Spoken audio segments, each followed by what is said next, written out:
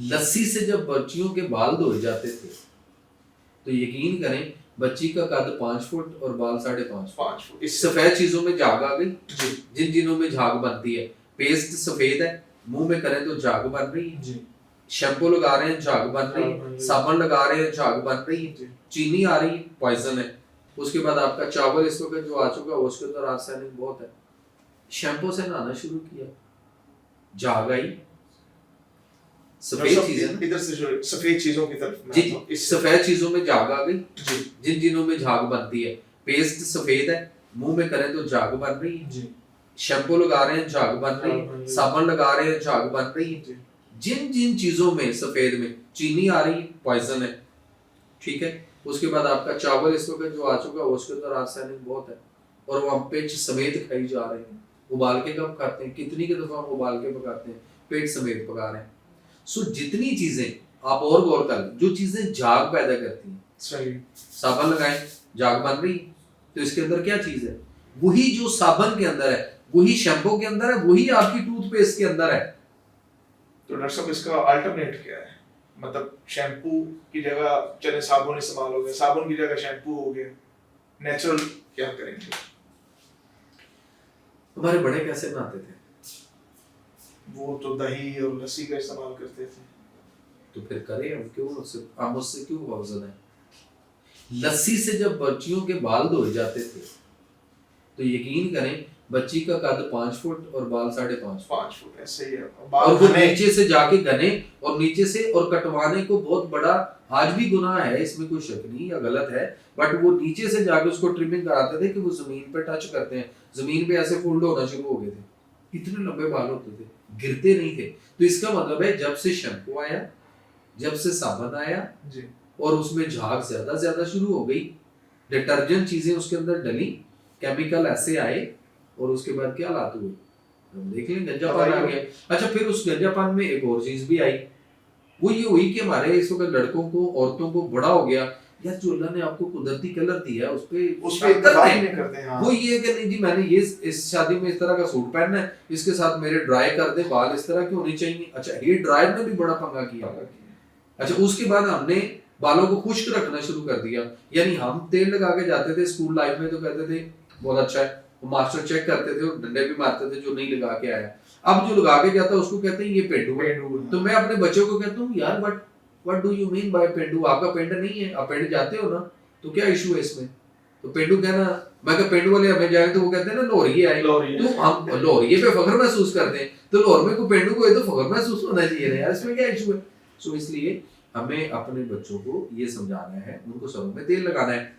नहाने के बाद हम तेल नहीं लगा रहे, वैसे हमें कोई हफ्ते में 2-4 दफा मसाज करवाना चाहिए, तेल लगाना चाहिए, सर में लगाना चाहिए, लगा के पूरी रात उसको रहने दें, सुबह उठ के आप उसको नहा लें।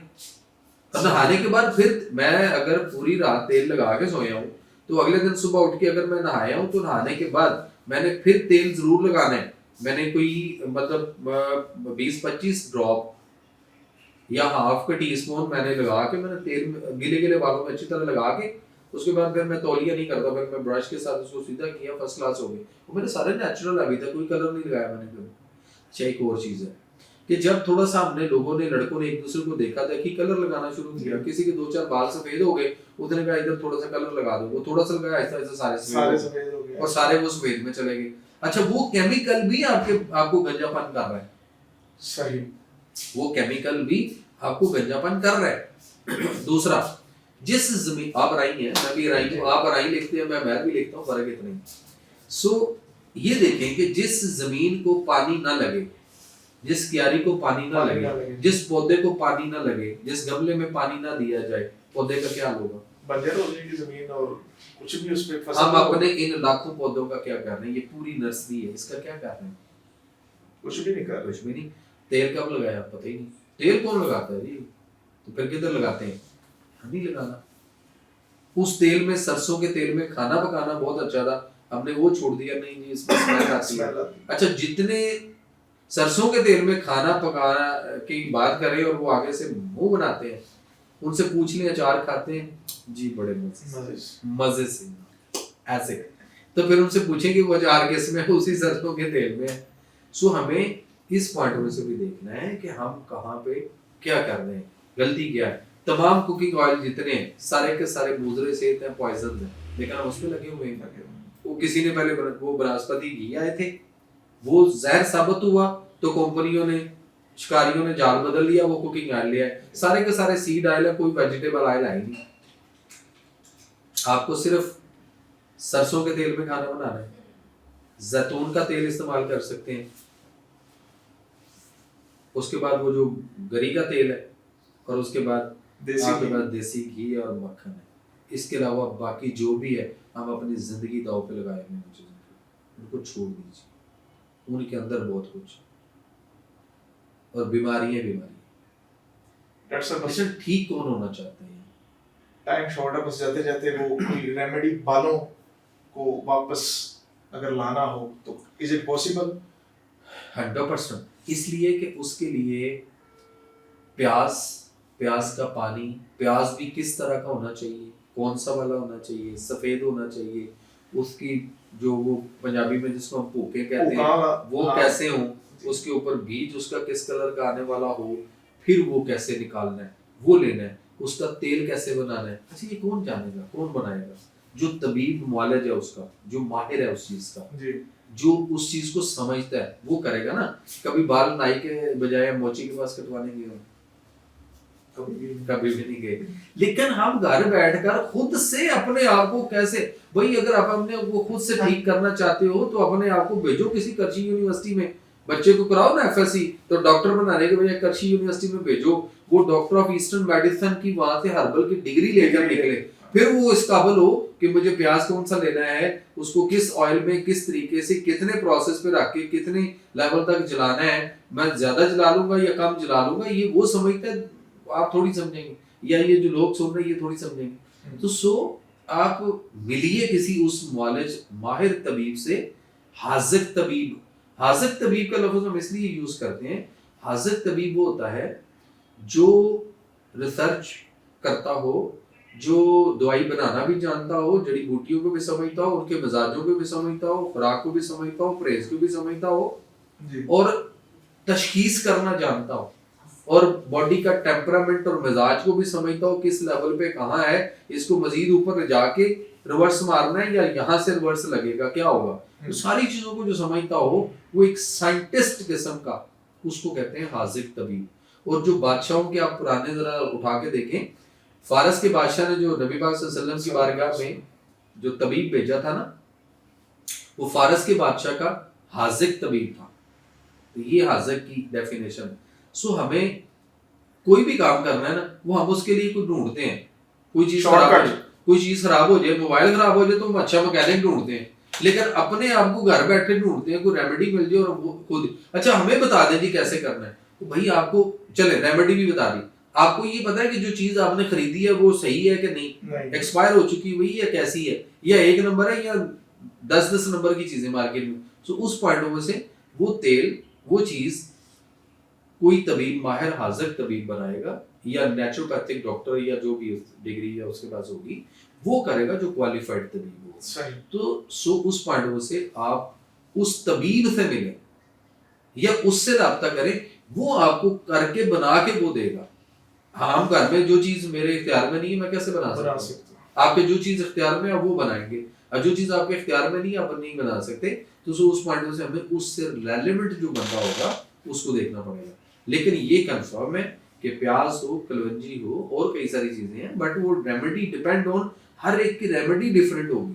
गंजापन कितना है किस नौयत का। अच्छा इसमें भी 2 चीजें आ गई, किसी के स्किन ड्राई होती है, किसी की ऑयली होती है। अब दोनों चीजों में आप किसको कहाँ रखेंगे? यहाँ बैठ के हम बता दें कि प्याज और इसकी रेमेडी यूं होगी, तो कौन से वाले की होगी और कौन से वाले की नहीं होगी। सो ये मुआलिज को मिलना बड़ा जरूरी है। हमारी कोशिश है कि आप जब तक मुआलिज के पास नहीं पहुंचेंगे उस वक्त तक वो बात नहीं बनेगी, या वो कम से कम आप उससे राब्ता करें, वो हिस्ट्री लेकर आपकी उसके मुताबिक आपको जो गाइड करेगा वो कुछ और होगा, और टोटका बता देना या कहीं डिस्प्ले कर देना ये आपकी कुछ चीजों को कुछ हद तक वायरल करता है, लेकिन उसके बाद लोग कहते नहीं यार ये सारे फजूल है, ये ऐसे ही है नहीं। सो असल रियलिटी पे रहना चाहिए, मिथों पे नहीं जाना। सो रियलिटी ये है कि each and everything is treatable, लेकिन उसके माहिर से मिलेंगे, वो उस कंडीशन With due process. उसके पूरे उसके process बगैर के साथ है ना वो चलेगा, वो आपको लेके जाएगा ना। अब हम ये कहें कि वकील को तुम घर बैठे रहो, मुझे बताओ कि तारीख पे कैसे जाना है, मैंने वहां जाके क्या बहस करनी है, जो तुमने चीजें मेरे से पूछ के करनी मैं खुद ही ना कर लूं, तो कैसे मुमकिन है। इसी तरह से हमें भी उस रियलिटी पे जरा रहना चाहिए। तो इसलिए नहीं कि हमारा कोई कंटेंट वायरल हो जाए, ये कंटेंट ज्यादा अच्छा वायरल होगा बनिस्बत उन कंटेंट्स के, क्योंकि ये जो पब्लिक बैठी है ये सब जानती है और रॉन्ग नंबर पे ये बहुत रॉन्ग नंबर लग चुका है, तो असल नंबर लगाना है हमने, उस पे लगेंगे तो इंशाल्लाह ताला ठीक हो जाएगा। और आपका ये वीडियो ज्यादा वायरल होगा कि रॉन्ग नंबर क्या है, और हम टोटकों पे रॉन्ग नंबर पे चल रहे हैं। हाँ, किसी को अगर फर्क पड़ा तो वो पहले मैं बात बता चुका हूँ कि अगर किसी को फर्क पड़ेगा उससे, तो वो शायद आपने वो चीज जो बताई वो आपने किसी एक बंदे के लिए बताई, उसने आगे 10 को बताई, तो 10 में 2 ठीक हो गए, तो वो 2 ठीक इसलिए हो गए कि वो उसके मिजाज पे थी। 8 क्यों नहीं ठीक हुए? अच्छा, वो कहते हैं यार 8 पता नहीं क्यों नहीं ठीक हुए, फिर वो इसलिए नहीं ठीक हुए कि उनके मिजाज पे नहीं थी, उनके मिजाज के मुखालिफ होनी चाहिए थी, उनके मिजाज वाली चीज थी, इसलिए उसने उसको ठीक नहीं किया बल्कि बिगाड़ा। लोग कहते हैं ना यार तुमने ये चीज बताई मैंने भी की, मुझे तो उल्टा ये हो गया, तो वो इसलिए कि वो उसके सेम मिजाज वाली थी, यानी उसको सर्दी लग रही थी तो किसी ने उसको दही की लस्सी पिला दी, तो वो वाली बात है। तो क्रॉस ये होता है, तिब में क्रॉस ये होता है कि जो चीज है, जो मिजाज है, उस मिजाज का उलट दूसरा मिजाज उसका जो है वो लाना है, उसमें पैदा करना है, ताकि उसका सिस्टम ठीक हो। आपकी बॉडी के अंदर अल्लाह ताला ने एक हीलिंग पावर, एक हीलिंग सिस्टम देकर भेजा आपको, ट्यूनिंग ओवरऑलिंग सारी कुछ उसने करनी, आपने उसको सपोर्ट करना है और एनवायरनमेंट चेंज कराना है उसका। वो फंस गया हुआ है, वो ठंड में है, एक बंदा शिवरिंग कर रहा है, एक डॉग आपको किसी किनारे मिलता है, किसी सड़क के किनारे, वो शिवरिंग कर रहा है, कोई आपको नशई, कोई मलांग, कोई बंदा आपको सड़क के किनारे मिलता है, वो रात को कांप रहा है, तो आपका क्या काम है? आप उसको हरारत दे दें, जिंदगी लाइफ सेव हो जाएगी। लेकिन अगर आप उसको हरारत नहीं दें तो उसको बल्कि कहीं आइसक्रीम तो भी खा फिर सुबह तक तो वो अकड़ जाएगा ना, तो वाली पोजीशन है, हमें उस तरह देखना।